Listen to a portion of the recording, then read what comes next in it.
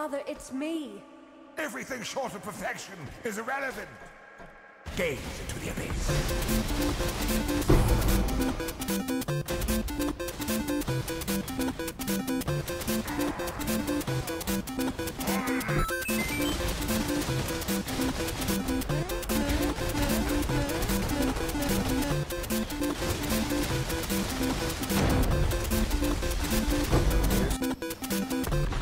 Failure, ambivalence, death. Hey guys, what's up? It's Primavera, and this is my first ever build guide, so let me know if you have any comments or have done any oversights. Always good to learn. We're going to talk about the Acro jug today. Now, this build isn't the work of a rocket scientist. There's nothing really new even, but it just builds on a lot of synergies that became quite powered up during the Abyss League, thanks to of course the Abyss rules. So let's get into it. Now, the core mechanics are pretty straightforward. It's basically a trifecta of things, the first of them being undeniable, which is why we even went Juggernaut. The first line gives you a 1000 to flat accuracy rating, and it used to be much stronger, this whole node. But the second one is what we're looking up for. It gives you 1% increased attack speed per 200 accuracy rating, and it's basically the AS steroids of this build. Second, the Helm Obscurantists. Now, this drops from Chimera, and thus you won't see it early in the league. It gives you nice accuracy, once again, up to a maximum of 500. Evasion, always nice to have. And a life roll of up to 80, which is decent.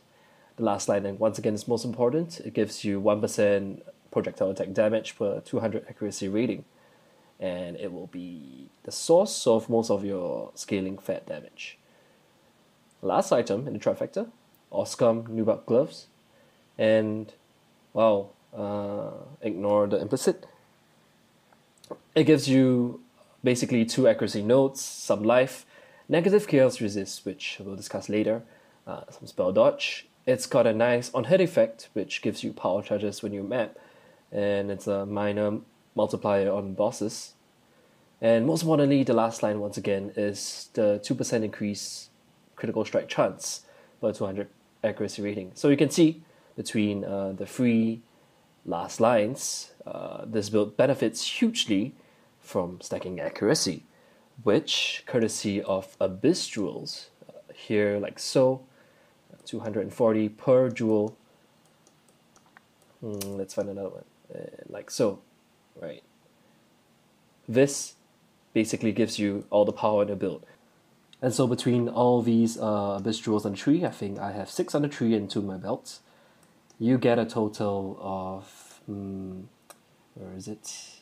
That's right, 13,000 here. It could go up much higher if you divine all your jewels and you buy best in slot ones, but for this video we're just going to work with what I have. And that forms the backbone of the build. What really makes the DPS shine comes down to 2 bows really. The first one, the Tempest, right? Everyone knows how good this is in Abyss League because of all the flat lightning damage you can get on these jewels. It's no joke, look at that. And this bow takes it and scales it up by 100% increased. On top of that, it's got the second highest attack speed in the game, second to kill rain.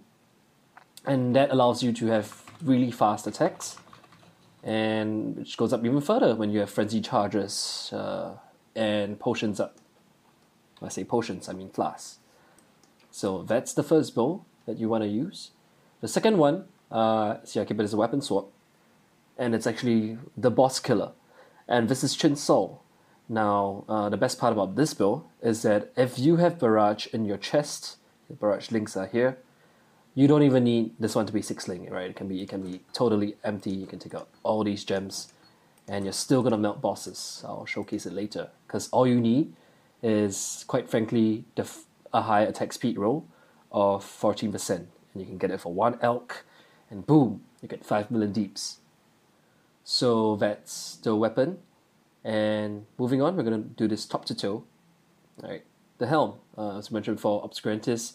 The enchant you really want on it is obviously +1 barrage projectiles, but I could not get it on my Helm, and there's none in the league. So even if you go without, you're still gonna hit 5 million deeps. Don't worry about it.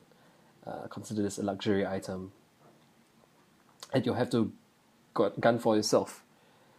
And not much to say here. Get close to 500 accuracy and 80 life. And the rest of the stats are not really important. Now, rings. This is a huge boost to deeps. And I'm equipping a couple of tamings, which many people would find rather interesting because they don't give life, but they give so much offense and cover so much resist that it's no joke. Right here you can see this is the perfect row. It's going to cost you a bit more. But one ring alone, this ring slot, gives you 120 elemental resistances if you get a perfect road. And it gives you, from the 3rd and 5th line, straight up 60% increased elemental damage. Right? And if you look at the first line, the first explicit, how that works right there is that basically if you have one shock and one ignite on an enemy, you get an additional 40% damage, increased damage, per ring slot. So per ring slot, you're looking at actually 100% increased damage once you have shocked and ignited an enemy, and you're going to all the time. It's a 85% chance that you do so between your crazy crit and the rings bonuses. So that's 2 rings you've got. There are obviously budget alternatives, just what I use to showcase the build. Amulet. This one I got for 15 chaos, and you can get it too. The stats you want to look out for are probably, I have intel here because Wrath here, right here in this slot, needs 155 intel. And you will want flat lightning damage, melts, and some resist if possible. This is a great slot to squeeze resist out of. And flat life is honestly a bonus. But if you can afford it, splurge on this slot, spend 5 exalts, get max life roll. It's going to be much happier for it. The gloves. We all know about these gloves already. I'm not going to talk too much about it. Try to get max life. The accuracy doesn't vary too much. And +1s are real cheap, at least right now. And that's why Wrath is in there, right? It benefits so much from the 1 level because it's a flat scaling gem. And I put in Enlighten. It's level 3, but even Enlighten becomes level 4 just from being in my gloves. And this is Vitality, which I'll explain why I chose it later. And Ice Golem doesn't really benefit, just gives the Golem more health. Okay, moving on to the belt. And this, some people might like to put in a Headhunter. If you don't have one, absolutely use Darkness Enthroned. I cannot emphasize how good this one is.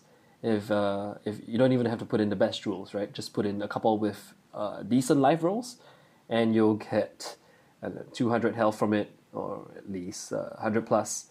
It scales everything by 50%, and yeah, so just put in 2 of these jewels, and you're good to go for the belt slot. Huge tips here. And if you have any best in slot jewels, put them in here first, because their damage gets amplified by so much. Now boots, you're going to want to squeeze as much resist as you can out of this one as well. This one is about 120 total resist and a decent life roll. Cost me 2 exalts. I'll go over costs later. What's important here is the kind of enchant you get from it, right? This one here is one of the best. It's 1 to 160 lightning damage if you haven't killed anything recently, which is great for bosses because before they have spawned any mobs, you can just kind of just blow them up, and so this condition is fulfilled. If you can't afford this one, this enchant, you can go for damage penetrates 6% elemental if you haven't killed recently. That's good as well, and it's really cheap because it's from the Merciless Lab. Quiver. This right here, this one costs I think 2.5 exalts, and it's you'll notice immediately that the most important stat is it adds an additional arrow, right? Those aren't really that expensive this league. You can find plenty for 1.5, maybe 2 exalts, up to 5 for a decent life roll. And the secondary stats you want to look out for are crit multiplier, whether crafted or not, flat accuracy, and of course elemental damage with attack skills at worst. Alright, so the new WED, and a good life roll. So I managed to get this one for pretty cheap. Right, and you notice that I left the chest piece for last because this one it's a real flex pick, right? But I have chosen to go with a damage boosting chest piece. Now look straight at the last line. That right there, that line, attacks have 1.45% critical strike chance applies to globally, which means it's kind of like a half link for both your barrage and your split arrow setups. Okay, so they're pretty cheap as well. I mean, I got this one for 2x, right? And I slammed, I think, the life regen, which is pretty good. There's one more in my stash right here. And this one, I believe. Yeah, that's it. This one cost me 2 exalts, would you believe it? These things are just so underpriced right now. And they boost your crit by a lot. On top of giving lots of life, this one is my dream piece because it gives me intel as well, freeing up my amulet slot for more offensive stats. So buy this while it's cheap. You gotta stick slinking it yourself, obviously. Like otherwise, you end up paying 10 exalts or less, maybe, because they're undervalued right now. And that does it for the chest piece. Alright, flask, pretty straightforward. You're going to want to have a diamond flask, as most crit builds mandate. It has to have shock recovery, because this is the only non-unique flask. So you have to roll shock, anti-shock on it. Alright. This one's obvious for most barrage builds. It is a luxury item. It kicks your DPS up by easily 1 million. It's a dying sun. You can do this build without, because, 3 million DPS for 4.5 million DPS is still plenty, right? You can put a life flask in, or a defensive flask in the slot, especially since this alone is the most pricey piece in the build. Wise Oak, I highly recommend this because while it gives you defense and offense all in one, all you have to do is make sure that lightning damage is your highest resistance, and it gives you 50% pen, it reduces so much damage taken of your weakest element, and it gives you auras, which is nice on elemental weakness maps, if you didn't already overcap. This right here is the one Chaos Wonder. It has been for many leagues now. Get one that has 15% elemental damage as extra chaos, because you do almost no physical damage. That's the only important stat. And okay, Vessel of Victor. Now the best in slot is actually the flat lightning damage one, but it costs multiples of the conversion one, right? Penetration. Penetration. This one's penetration. It costs me 10 chaos. I believe the flat one right now sets you back a good 1.5 exalts. So if you want to cut corners, use this. Now let's talk about the budget versions. And if you can see here, right, this is the cost of the gear I'm running. The total is 5.5 million deeps on barrage, single target at close range. Now people are gonna say, yeah, that's great. You hit millions of damage with obviously 36x worth of gear, and so to show you how powerful the build is without all these shenanigans, I'm just going to disable every single slot in Path of Building, and as you can see, it still does without a quiver and without rings and without Dying Sun, it still does 1.4 million damage, and this is with 20 gems, so still pretty good. For that kind of price, less than 1x in gear, and spend maybe a few more x on the jewels. Alright, Jemm Links. This one isn't as straightforward as you think it would be, and I'll explain why. We start with Barrage, obviously. Damage on full life. Now, most people, some of them don't really like this support, because if you're not a Slayer, it's kind of hard to guarantee that you'll be at full life all the time. Well, my answer is, feel free to take it out. You're going to lose like maybe 400 deeps or so for the next best link. But quite often, when you enter a boss room, you can just kind of jump on them and burst them down before they can do anything, right? I show some of that right there. So if you don't like it, just opt out of it. But if you want to try it out, and it works great on Shaper, obviously, keep it in there. The next one is a no-brainer, elemental damage with attack support, keep it maxed. No arguing this one, you do almost pure elemental damage. Slower projectiles, this is gonna stay in here. It's one of the staple barrage multipliers. And you'll see 2 blue links now instead of 1 more green. Okay, let's do this one first. Lightning Pen works on bosses, does wonders, especially if they have resists, and increased critical damage because you have basically almost 90% crit chance, 85 or something. So crit multiplier is going to be almost a flat, huge chunk to that damage. Now, you notice I didn't use 2 links, right? And they are respectively greater multiple projectiles and element of focus, which most people will find troubles accepting. Now, elemental focus is not used in this version because with the taming, I have to freeze, shock and ignite an enemy for it to get 80% damage, right, across both rings, and that's why I don't put Ele Focus in. If you run rare rings, by all means, just use Ele Focus. It's great. Although I guess no, I still wouldn't, because this build does a hell of ton of lightning damage, and quite often it's going to end up shocking the boss. Watch the videos clearly. You can shock Minotaur. You're supposed to be shocking Shaper, and you can apply that with Vinks for sure. But sometimes it's just not up, right? And in any case, if you use the taming, you're going to need shock in there. So element of focus, adjust it according to your build. Greater multiple projectiles. Okay, this is an edge case where if you don't have Dying Sun and the additional arrow from your quiver, which can be real cheap this league, you will actually want to use greater multiple projectiles. Now, that's going to send the mana cost to close to 60, but that is one of the links you'll keep if you're running the low budget version, right? Because GMP becomes less useful as you add more projectiles from other sources. But once you have those sources, it's got the more multiplier, the less multiplier, which really kills how useful it is. So that's why we drop it here. Right, so this is the best setup for someone who's on full life and is ready to nuke bosses. Adapt at your will. Now the other 6 link, strictly luxury for clear, is split arrow, right? And why you split, I think I mentioned it earlier. Lightning arrow GMP, it looks great, but I've run it for leagues on board, and it's also a less multiplier on GMP. Whereas split arrow, combined with my quiver, fires 7 arrows for huge coverage. Right? I think it's got a lower mana cost, and at the end of it all, it acts as a minor more multiplier. It multiplies your damage by 109 instead of GMP's, I don't know, like 23 less or something. Alright? This one's a no-brainer as well, elemental damage, faster attacks. This one's personal. This isn't the max damage setup, right? But it is the max ailment,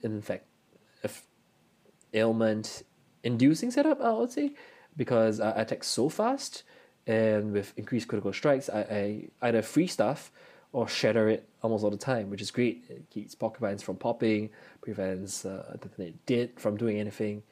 You're going to want to run Pierce because you have to clear packs faster, on top of being a more multiplier. And Mirage Archer. Now, some people are not going to like this one. They prefer to do the damage themselves, but I cannot understate how great Mirage Archer is. Here's a video showing it in action. It just, I mean, it is a more multiplier, right? It's about 36%. Someone did the math. 36% more damage. And the fact is, the very fact that it starts shooting before you, or it continues shooting while you move to reposition on some fights, right, to dodge a strong box or something, that actually means it comes out on top. It's way more than 36% more damage, and I'm in love with it. I don't think I would met without Mirage Archer ever since I've tried it. Other links, alright, this is obvious. We have Ra Vitality linked to Enlighten because Barrage really eats mana. They're in +1 gloves, so that everything, it's really cheap. +1 gloves, you can get these for like 15 chaos as of now. You can do it yourself because the gloves are so damn cheap. Colors may be a problem, but just for you cheat it. Ice Golems and you have a health. Alright, on your helm you have, I have Immortal Call and Castle Damage Taken. And some people might not like this because it removes endurance charges, but it also helps me to proc Soul of Arakali, as I mentioned earlier. So yeah, I'm going to keep that I'm gonna keep this in here. Increased duration can make you immune to physical damage for quite a long time because you have 4 endurance charges total. Veil haste. I forget to use this all the time, but you really don't be like me. Don't be bad, right? And so there's all benefits from increased duration, and there's a bit of wiggle room here, as you can see. Blink arrow for mobility, blood rage for frenzy charges and attack speed. You can put in Orb of Storms, power charge on crit, or you can remove one of the increased duration, and you can put in, let's say, power charge on crit, and curse on hit. I don't know, second curse if you get a +1 amulet, things like that. So that sums it up for the links. Now let's talk about leveling and skilling. I would not recommend this for your league starter because, as with all attack builds, you're heavily reliant on finding the right weapon early league, and it's going to be in such high demand. Secondly, by the time you look at this guide, it's going to be a non-Abyss league, and what's the point? Probably you won't be able to find any more Abyss jewels unless they include it in the core game, and that powers the build. So would not advise it. Just do it for fun for the remaining 2 months, right? And you finally get a char that can wipe bosses off the map, and it just feels good. And obviously be softcore because it's got 5,000 health. Okay, so here's where to begin. In the start, we're gonna go with items first, right? Because this build flies to maps once you twink it. Here's what you want to look at. I actually made a page for my guild called Leveling Kit. Here's all you need. Level 1, Tabula, obviously. Silver Branch, so you can pew immediately. You're going to want Wanderlust for move speed and some mana. 2 of these rings, doesn't really matter what rings you use, these are just nice for life regen. And the MVP, Darkness and Throne, which can be won at level 1. You put in 2 of these jewels that flat damage, and I like the move speed. I like the move speed buffs, right? So just these 2 alone inside the Darkness and Throne, which amps them up by 50% each, and Silver Bow, right? The links you're gonna put in Split Arrow once you can have it, Barrage Archer at level 4. You can put in stuff like the Added Cold, not Added Fire, not so much, just Added Cold.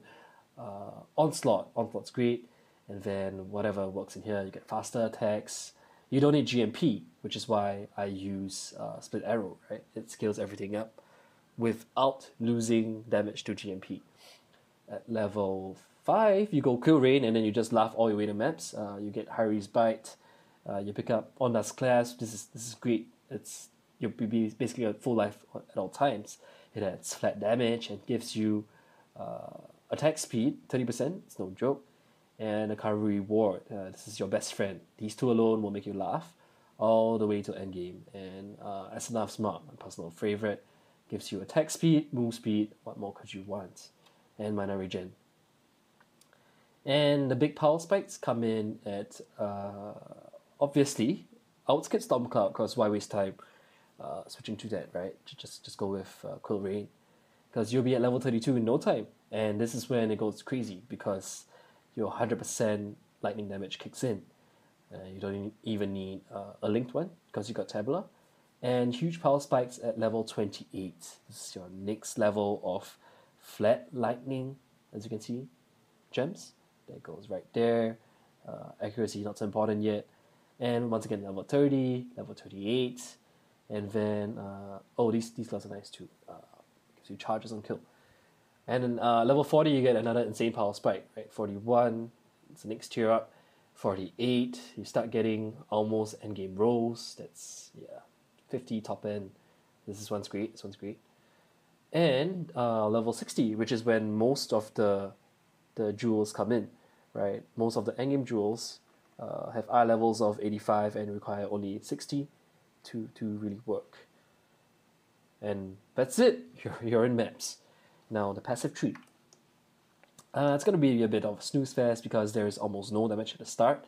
You come down, take this. Ignore these nodes because these scale with flat life, and you don't even need defenses in the early part. You kind of just want to travel. Skip this as well. Go right up here. Take the jewel socket. Right, come on here, and then it's another snooze fest. And here's where it starts getting powered up from the passive tree. You don't need anything for the passive tree early on because your jewels carrying you, and start scaling up here. Attack speed, accuracy right off the bat, right? Then you go down this way. It's worth it because it's accuracy and damage here, gives you strength as well. Come down here, grab another jewel node, and come here, solve all your leech problems in this wheel. You can take mana leech ASAP. This one is only really important late game. And by now, it's time to ascend. And once you ascend, you get undeniable. And yeah, you're just gonna like fly through all content, right? Come here, one more jewel socket here, there's one more here. Don't take Plowing Bank too early because you'll be killing most enemies at a long range, right? Because you're just firing split arrow once and blasting through the map with Mirage Archer, right? This is great node to take. It gives you knockback, which is a great defense. And then you travel up here, you grab this, so much crit, and this one gives you elemental damage and penetration as well. At some point, alright, and you kind of go up because everything here makes up for the shitty early start because almost every other travel node you get a whole bunch of juicy free points like spikes, and you might have to pick this up sooner or if not later. Alright, it's mana leech. You can have it either here or here. I chose this one because it gives 2 mana on hit. So in one barrage, that's at least 10 mana back. It's huge. And yeah, that's it. Right, it's another jewel socket here.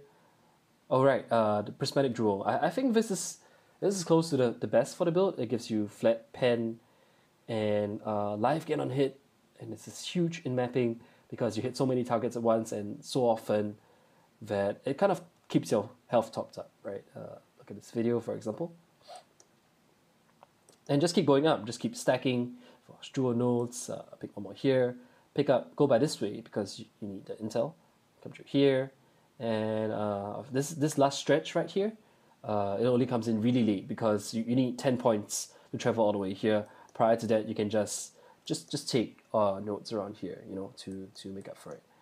Okay, so the last things I would spec in are actually the accuracy bundles because you don't need so much, right? I will go straight up for life nodes once you hit the maps, or once you hit Act 10, you can start getting more life nodes, and some here as well. I must mention that there's a reason why we don't take Veil Pact, even though it doubles your leech. That's because this build uses Blood Rage, right, which gives you attack speed.